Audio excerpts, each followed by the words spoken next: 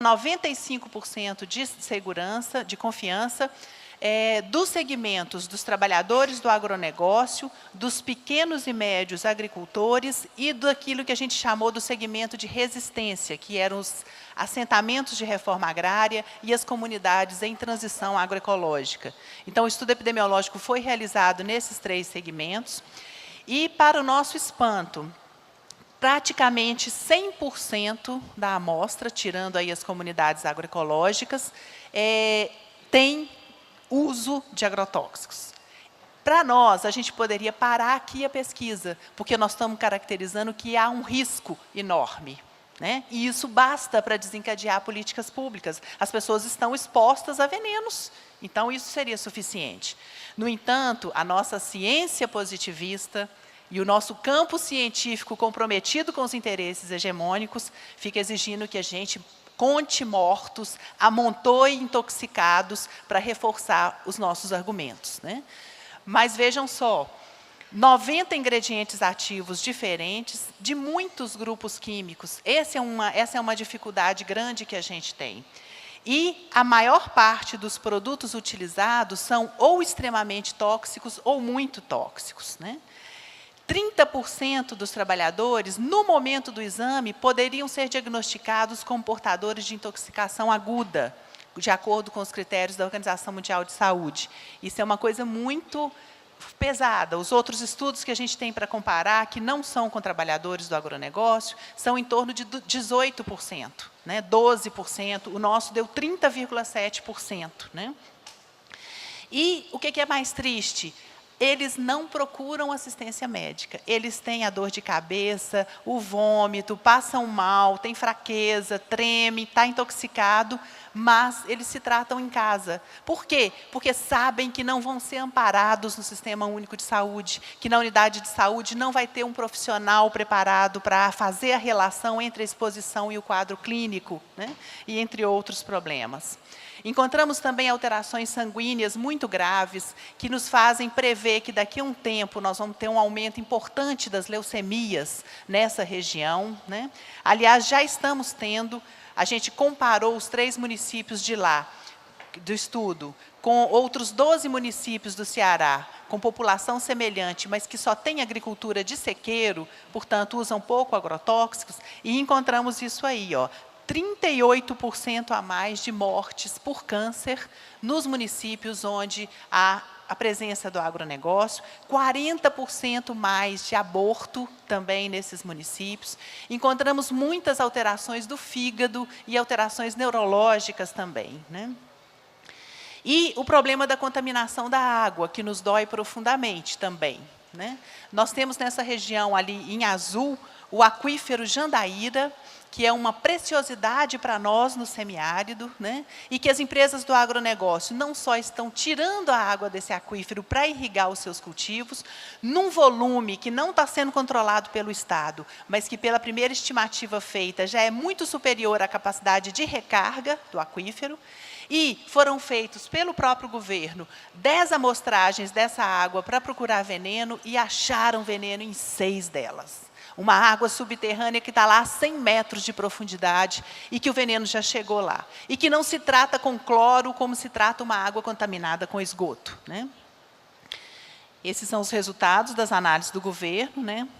A água servida às comunidades também, de 23 amostras, não teve nenhuma sem veneno. A que tinha menos, tinha 5 ingredientes ativos. Vocês estão vendo aí a água da comunidade da Cabeça Preta, com glifosato, carbaril, carbofurano, proximidona, epoxiconazol, endosulfan e abamectina, num copo só. Essa imagem aqui, cedida pelo professor Pignatti, é da região da sojicultura do Mato Grosso, né? Vocês estão vendo ali o município de Lucas do Rio Verde, bem pequenininho, no meio, né, aqui embaixo, e em volta todo esse cultivo de soja, né? Isso para nos dar a informação de que, embora os grandes ruralistas queiram pôr a culpa da contaminação por agrotóxicos nos pequenos produtores e dizer que eles não têm escolaridade, eles não sabem usar o veneno, eles não reciclam a embalagem, eles é que fazem errado, né? Vejam ali quem usa veneno. Das 630 mil toneladas de veneno consumidas em 2008 no Brasil, a metade, 330 mil, são da soja, essa coluna verde. A coluna amarela é o milho e a coluna branca é a cana, com 50 mil. Ou seja, 75% do veneno consumido no Brasil é nesses 3 grandes cultivos de commodities, né, de produtos do agronegócio para exportação, que tem a ver com os agrocombustíveis. Bom, já que estamos falando em comida, vamos falar no PARA, que é o Programa de Análise de Resíduos de Agrotóxicos em Alimentos. Esse é um programa que é feito pela Anvisa, uma agência do Ministério da Saúde.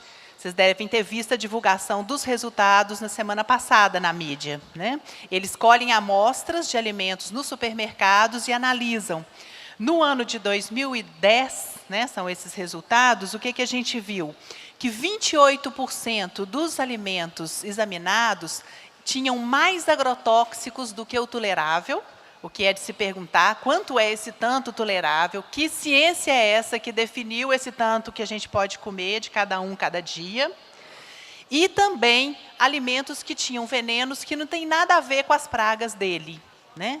Esses são os piores. Agora, há resultados, como bem lembrou o professor Nodari ontem, que estão também alterados, mas não estão acima dos limites. Esses também a gente quer conhecer, porque a gente não acredita que esses limites estabelecidos na legislação sejam seguros realmente, né? Vejam aí, o pimentão, 91% das amostras examinadas tinha mais veneno, era insatisfatório, né? O morango, 63%, pepino, 57%, alface, 54%, cenoura, 49%, abacaxi, 32%. E vejam que, como bem frisa também o professor Pignatti, eles não estão amostrando o leite para saber o veneno pecuário que é utilizado, a própria carne, porque também aí tem muito veneno, a água que a gente bebe, né? A soja, para mostrar o que faz o agronegócio. Esses são os venenos mais frequentemente encontrados, e esse é um outro problema, gente, porque a gente já conhece o que cada um dos venenos separados faz na saúde. Conhece um pouco, não totalmente. Mas aqui nós temos uma mistura de venenos. E o que essa química faz lá dentro de nós, a ciência não sabe responder. Esse é um problema complexo demais. Então, nós não sabemos, não temos resposta para isso. Então, gente, eu vou acelerar um pouquinho, que o tempo já está concluindo, né? Nós estamos diante de 2 modelos de desenvolvimento no campo. De um lado, a agricultura familiar, do outro, o agronegócio. São modelos conflituosos e, muitas vezes, contraditórios, né? Lembrando que a agricultura familiar produz 70% dos alimentos que as famílias brasileiras consomem, geram trabalho para 12,5 milhões de pessoas, né?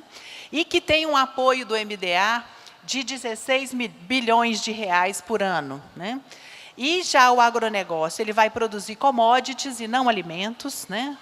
Ele tem um apoio de 107 bilhões de reais por ano do governo federal, do MAPA, e ele está projetando para 2020 expandir ainda mais. Então, o que se perguntarmos para o governo qual é a proposta para o campo, a resposta está aí nessa tabela. Aumentar até 2020 em 68% a produção de algodão para exportação, em 57% a de milho para exportação, a de soja, se somar tudo isso, dá mais de 50%, a de carne, a de celulose, que vai a 40%. É esse o modelo que está sendo pensado. É isso que a gente tem que enfrentar, é para isso que a gente precisa dessa vacina, porque a gente está vendo em que esse modelo dá quando ele põe o pé nos territórios concretos, né? E aqui a gente gostaria também de saudar as 173 entidades que hoje fazem parte da campanha permanente contra os agrotóxicos e pela vida, né, que já fizeram comitês, lançamentos de vídeo, mobilizações de rua, cursos de formação, né?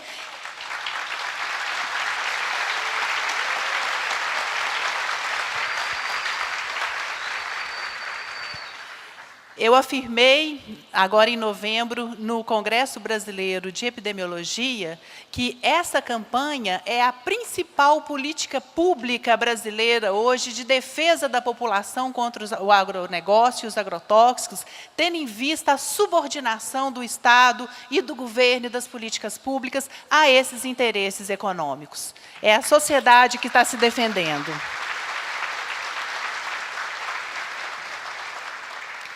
Então, gente, para tentar encerrar, né, no tempo que nos resta, eu gostaria de fazer algumas considerações sobre o campo científico, qual é o papel dele. Eu não estou colocando aqui apenas a ciência, mas estou trabalhando com o conceito de campo do Bourdieu, para que a gente possa incluir aí não só os conhecimentos, a tecnologia, mas também os atores sociais que produzem, induzem e utilizam a ciência e a tecnologia, né? Ou seja, nós também estamos nessa, né? A ciência não é aquilo que está lá no laboratório, lá longe de nós, a ciência está no alimento que a gente come, no nosso modo de viver, nos materiais que a gente usa. E essa ciência, é importante a gente lembrar que ela é datada historicamente, né? A gente fala na ciência moderna, que surgiu há cerca de 5 séculos. É uma coisa muito recente, né? Quando a humanidade começa, quando a burguesia se forma, quando nasce o capitalismo, nasce junto a ciência moderna. É importante a gente saber que ela é datada historicamente para poder ressignificá-la, né? Ela faz parte desse projeto. E aí, de novo, o Asbar vai estar nos dizendo que a revolução tecnológica não é externa às relações sociais e de poder, é parte delas. E, por isso, temos esta revolução tecnológica que aí está, e não outra, entre as muitas revoluções técnicas possíveis.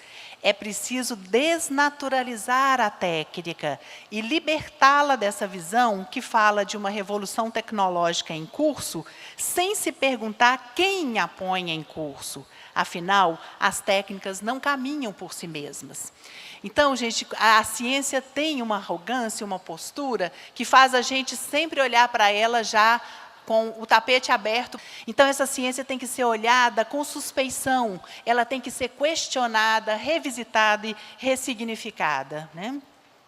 E ele vai nos lembrar que nós vivemos num mundo em que os maiores perigos já não mais advêm da peste ou da fome, mas sim das próprias intervenções feitas por meio do sistema técnico-científico. O efeito estufa, a ampliação da camada de ozônio, a erosão genética e de solos, a doença da vaca louca, a gripe asiática, o vírus ebola, a doença do frango, o DDT, o ascarel, o amianto, o césio, o pó da China, o agente laranja, entre tantos riscos que nos apresentam, não são obras da natureza, e sim efeitos de nossa ação por meio de poderosos meios técnicos e científicos. Então, essa ciência, além de viabilizar o projeto burguês de dominação da natureza e de exploração do trabalho humano com o objetivo de acumular, ela também gera riscos, e riscos que hoje ameaçam a nossa vida, e riscos que se distribuem desigualmente entre as regiões, entre as classes sociais, entre os segmentos sociais, entre as etnias e entre as comunidades, altamente desiguais. E aí vem um autor que faz uma pergunta, essa imagem do fundo é o destroço que o tsunami fez na costa asiática, né? E em cima dele a gente está colocando essa pergunta do Viverê. Como a humanidade vai utilizar estes desafios colossais que estão diante dela para crescer como humanidade, para operar um salto qualitativo na sua qualidade de humanidade e de consciência? Porque tem 2 caminhos hoje. De um lado é a barbárie, e do outro é a gente aproveitar esse caos para criar uma outra coisa maravilhosa. E acho que esse espaço aqui é um deles para a gente avançar na construção dessa alternativa à barbárie, que é para onde o capital está nos levando, né? E aí, diante desse índio maravilhoso aí, que eu fotografei lá nas margens do Rio Negro, né? A gente traz um trechinho do Manuel de Barros, deixa eu voltar ele aqui só para explicar por quê. É que a ciência moderna, gente, uma das características mais fortes dela é o quantitativismo. É querer colocar um rigor matemático no entendimento dos problemas complexos da vida, né? E aí eu lembrei de um trechinho do Manuel de Barros, em que ele é um poeta, né, do Mato Grosso, e que ele vai dizer: a importância de uma coisa não se mede com fita métrica, nem com balanças, nem barômetros, etc. A importância de uma coisa há que ser medida pelo encantamento que a coisa produz em nós. Olha que dosezinha linda de